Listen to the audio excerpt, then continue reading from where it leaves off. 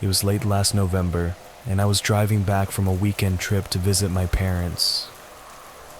The weather was miserable, cold rain hammering against the windshield, the kind that makes you squint even with the wipers on full blast. The highway was nearly deserted, just me and the occasional pair of headlights passing in the opposite direction. About an hour into my drive, I saw him.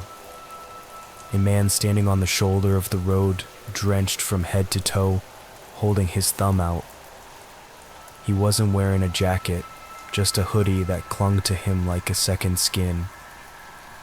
I don't know what came over me, but I slowed down and pulled over.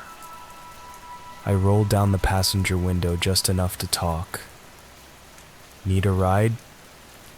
He nodded quickly, water dripping from his hair. "Yeah, thanks, man. My car broke down a few miles back." I hesitated for a moment, but unlocked the door. He climbed in without saying much, shivering as he buckled his seatbelt. His hands were pale and trembling, but his face, something about it made me uneasy. It wasn't that he looked threatening. He didn't. He looked normal enough, maybe mid-30s, scruffy beard, tired eyes. But there was something off in the way he avoided eye contact, staring straight ahead like he was forcing himself not to look at me. We drove in silence for a while. The only sounds were the rain and the hum of the car engine. I tried to make small talk to break the tension.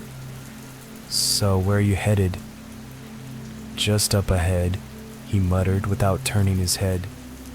"A little past exit 42. That struck me as odd because exit 42 wasn't exactly up ahead.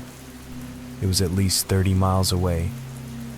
And there wasn't much out there except farmland and an old gas station that had been closed for years. But I didn't press him on it.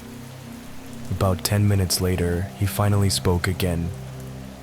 "Do you ever feel like someone's watching you?" I glanced at him out of the corner of my eye. His hands were gripping his knees tightly now, knuckles white. No," I lied. "Why do you ask?" He didn't answer right away. When he finally did, his voice was barely above a whisper. "Because someone's watching us right now." My stomach dropped. I instinctively checked my mirrors, but saw nothing except rain and darkness behind us. "What are you talking about?" I asked, trying to keep my voice steady. He turned to look at me for the first time since getting in the car, and I swear I'll never forget his expression. Wide-eyed and terrified like he'd just seen something unimaginable. "They've been following me all night," he said. I laughed nervously, trying to brush it off as paranoia or exhaustion on his part. But then I noticed something in my rearview mirror. Faint headlights far behind us that hadn't been there before. "Is that them?" I asked jokingly, though my voice cracked slightly. He didn't answer, but leaned forward in his seat as if trying to get a better look at the lights behind us. I sped up a little, telling myself it was just another car heading in the same direction, until it wasn't. The headlights got closer. Too close, tailgating us aggressively despite the pouring rain. "Pull over," the hitchhiker said suddenly. "What?" "No way," I replied.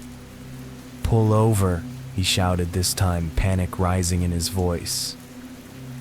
Against my better judgment, I did as he said and pulled onto the shoulder of the road. The car behind us slowed down too but didn't stop. It crawled past us slowly before speeding off into the night. The hitchhiker let out a shaky breath and slumped back into his seat like all the tension had drained out of him at once. "See, they're gone now," he said quietly. I wanted to ask him what had just happened, who those people were and why they were following him. But before I could say anything else, He opened the door and bolted into the woods without another word. I sat there for what felt like an eternity before finally driving off myself. The next day, curiosity got the better of me. I searched online for any news about strange incidents near exit 42 and found something that made my blood run cold. A man matching his description had been reported missing 3 days earlier after abandoning his car on that same stretch of highway.